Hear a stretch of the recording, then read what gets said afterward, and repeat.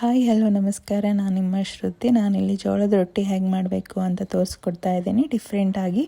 ಯಾರಿಗೆಲ್ಲ ರೊಟ್ಟಿ ಮಾಡೋಕ್ಕೆ ಬರಲ್ಲ ಅವ್ರು ಈ ರೀತಿ ಟ್ರೈ ಮಾಡ್ಬೋದು. ಒಂದು ಪ್ಯಾನ್ ತೊಗೊಳ್ಳಿ, ಆ ಪ್ಯಾನಲ್ಲಿ 1 ಬೌಲ್ ಆಗೋಷ್ಟು ವಾಟರ್ ತೊಗೊಳ್ಳಿ ಮತ್ತು ಅದೇ ಬೌಲ್ ಆಗೋಷ್ಟು ಹಿಟ್ಟನ್ನು ತೊಗೊಳ್ಳಿ. ಚೆನ್ನಾಗಿ ನೀರು ಕುದಿ ಬಂದಾದಮೇಲೆ ಹಿಟ್ಟನ್ನು ಹಾಕ್ಕೊಂಡು ಚೆನ್ನಾಗಿ ಕಲಿಸ್ಕೋಬೇಕು. ಕಲಿಸ್ಕೊಂಡಾದ ನಂತರ ಗ್ಯಾಸನ್ನು ಆಫ್ ಮಾಡಿ ಒಂದು 5 ಮಿನಿಟ್ಸ್ ಕ್ಲೋಸ್ ಮಾಡಿ ಇಟ್ಕೊಂಡಾದ ನಂತರ ಸ್ವಲ್ಪ ಕೈಗೆ ಆಯಿಲ್ ಹಚ್ಕೊಂಡು ಬಿಸಿ ಇದ್ದಾಗೇ ಚೆನ್ನಾಗಿ ನಾದ್ಕೋಬೇಕು ಈ ಹಿಟ್ಟನ್ನು.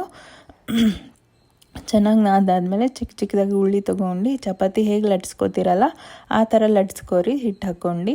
ನಿಮಗೆ ಎಷ್ಟು ತೆಳುವಾಗಬೇಕು ಅಷ್ಟು ತೆಳುವಾಗಿ ಮಾಡ್ಬೋದು ನೀವು. ಇದು ಯಾರಿಗೆಲ್ಲ ರೊಟ್ಟಿ ಬರಲ್ಲ ಅವರು ಈ ರೀತಿಯಾಗಿ ಟ್ರೈ ಮಾಡಿ, ತುಂಬ ಚೆನ್ನಾಗಿರುತ್ತೆ. ಆ್ಯಕ್ಚುಲಿ ನಾನು ಕೂಡ ಫಸ್ಟ್ ಟೈಮ್ ಇದು ಮಾಡೋದು.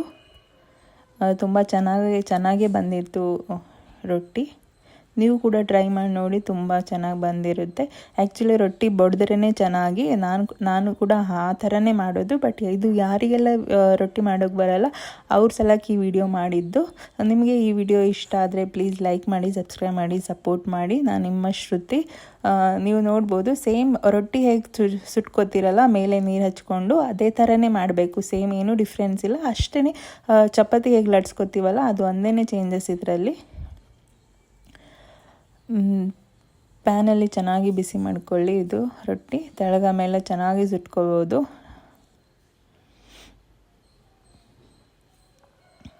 ನೀವು ನೋಡ್ಬೋದು ವಿಡಿಯೋಲ್ಲಿ ಎಷ್ಟು ಚೆನ್ನಾಗಿ ಬಂದಿದೆ ರೊಟ್ಟಿ ಅಂತ. ಚೆನ್ನಾಗಿ ಬೇಯಿಸ್ಕೋಬೇಕು.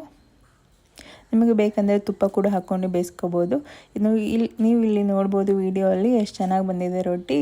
ಈ ಜೋಳ ಹಿಟ್ಟಲ್ಲಿ ನಾನು ಅಕ್ಕಿ ಹಿಟ್ಟಾಗಲಿ ಆ ಹಿಟ್ಟಾಗಲಿ ಮಿಕ್ಸ್ ಮಾಡಿಲ್ಲ, ಬರೀ ಜೋಳ ಹಿಟ್ಟು ಇದು. ನಿಮಗೆ ಈ ವಿಡಿಯೋ ಇಷ್ಟ ಆದರೆ ಪ್ಲೀಸ್ ಲೈಕ್ ಮಾಡಿ, ಶೇರ್ ಮಾಡಿ.